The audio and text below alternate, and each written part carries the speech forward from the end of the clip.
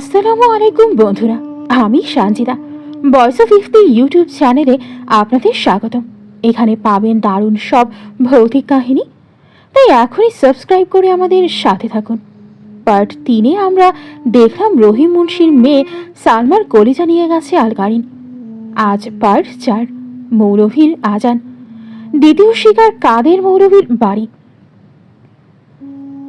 সালমার মৃত্যুর পর পুরা শিমালতলি গ্রামে আতঙ্ক। কাদের মৌলভী মসজিদের ইমাম, 5 ওয়াক্ত নামাজ পড়ান, তাহাজ্জুদও বাদ দেন না। তার বিশ্বাস ঋণ তার কিছুই করতে পারবে না। পুকুর পাড়ে কাগজ পাওয়ার পর উনি বাড়ির 4 কোণে সূরা বাকারা লিখে পুঁতে দিলেন। ঘরে 24 ঘন্টা কোরআন তেলাওয়াতের ক্যাসেট চালালেন। দরজায় দরজায় তাবিজ ঝোলালেন। প্রথম রাত 1টায় হঠাৎ তেলাওয়াত বন্ধ হয়ে গেল। ক্যাসেট প্লেয়ার নিজে নিজে বন্ধ। কাদের মৌলভী গিয়ে দেখেন ক্যাসেটের ফিতা পুড়ে ছাই হয়ে গেছে, আর পুরা ঘরে পচা মাংসের গন্ধ। তার ছোট ছেলে জামিল, 14 বছর, ঘুমের মধ্যে খিলখিল করে হাসতেছে। ঘুমের ঘরে বলতেছে, আব্বা আমার নতুন বন্ধু হয়েছে, অনেক লম্বা, মাথায় শিং। আমরা বলছি পুকুরের নিচে ওদের বাড়ি অনেক সুন্দর, খেলতে নিয়ে যাবে। দ্বিতীয় রাত, ফজরের আজানের সময় পুরো গ্রাম জমে গেল। মাইকে কাদের মৌলভীর গলা না অন্য গলা, মোটা ফ্যাসফেসে গলার ভেতর থেকে যেন আগুন বের হচ্ছে। মাইকে বাজতেছে, আল্লাহু আকবার, আল্লাহু আকবার, আজ রাতে তোর ছেলে আমার, আশহাদু আল্লাহ ইলাহা ইল্লাল্লাহু। খলিজা আমার। গ্রামের কেউ সেদিন মসজিদে গেল না। কাদের মৌলভী নিজে গিয়েও মাইক বন্ধ করতে পারলেন না।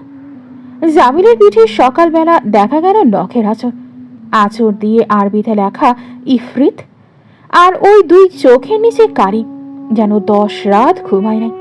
তৃতীয় রাত, কাদের মৌলভী সারা রাত জেগে সূরা ইয়াসিন, সূরা রহমান পড়েন।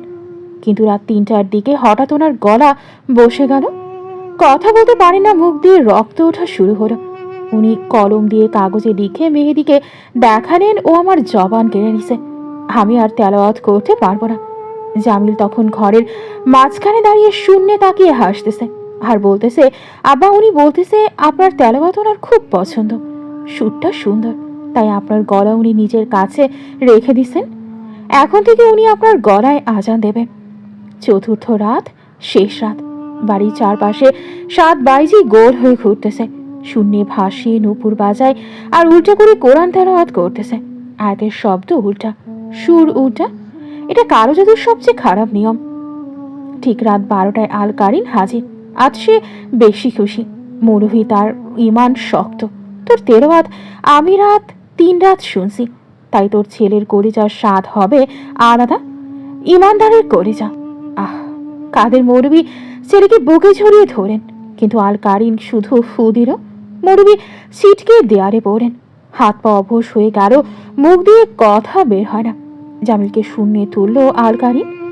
জামিল এবার চিৎকার করতেছে, আব্বা বাঁচাও, আব্বা। আর কারিন জামিলের কানে মুখে নিয়ে ফিসফিস করে, ভয় নাই, তুই আমার বড় ছেলে হবি। পুকুরের নিচে আমার রাজত্বে তুই রাজকুমার।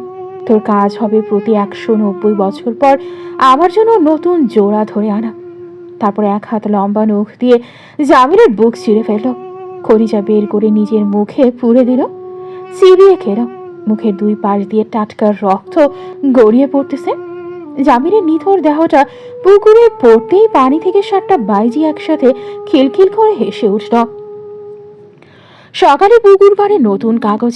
তৃতীয় শিকার হারুন ডাক্তারের বাড়ি। সময় 4 দিন। মেহেদি এই দৃশ্যে নিজের চোখে দেখে ঠিক করো আর বসে থাকবে না। এবার সে নিজেই পুকুরে নামবে, নবাবের ডুবন্ত রাজবাড়ি খুঁজবে, সুলাইমান নবীর আংটির নকশা আনবে। অর্পা তখন নিজের ঘরে আয়নার সামনে দাঁড়ানো। আয়নায় নিজের চেহারা নাই, এক বাইজির চেহারা। বাইজিটা ওকে বলতেছে, সাজুগুজু কর বোন, আর 20 দিন পর তোর বিয়ে, বাসর হবে পানির নিচে। অর্পার হাতে তখন নিজে নিজেই মেহেদি পরানো হচ্ছে, পায়ে আলতা, কিন্তু ঘরে কেউ নেই। বন্ধুরা, 2টো পরিবার শেষ। ইমানদার মৌলভীও হার মানল আল কারিনের কাছে।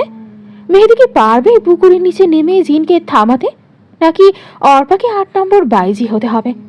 আর শেষে যদি আপনারা আরও এরকম ভৌতিক কোনো কাহিনী শুনতে চান, তাহলে আমাদের ভয়েস অফ ইফতি চ্যানেলটি সাবস্ক্রাইব করে আমাদের পাশেই থাকুন।